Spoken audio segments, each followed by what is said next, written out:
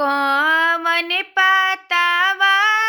चिकन ये पापा कौन पातावा रूख रे पापा कौन पातावा चिकन ये पापा कौन पातावा रूख रे पापा आहो पापा कौन पातावा चिट्ठिया लिखी भेजइबा हो पापा कैसे आई है सजन लोग आहो पापा कौन पातावा चिट्ठिया लिखी भेजइबा हो पापा कैसे आई है सजन लोगावा आम पातावा चिकन ये बेटी मिलिया पातावा रूखर ये बेटी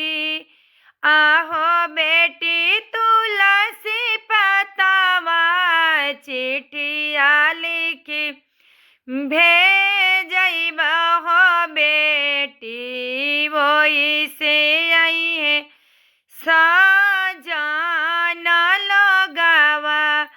आम पातावा रूखर हो बेटी मिलिया पातावा रूखर हो बेटी हो बेटी तुलसी पातावा चिट्ठिया लिखी भेजइबे हो बेटी ओई से आई है सजन लोगावा कोई खाना वही हो बाबा तमुआ ताना वही हो बाबा आहो बाबा ठहिए ठहिए कुइया गड़ा वही हो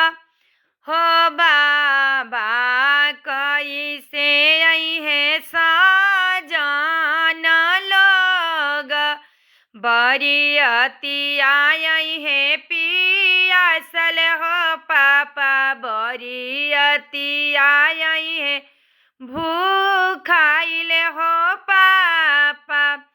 आहो पापा ठहिए ठहिए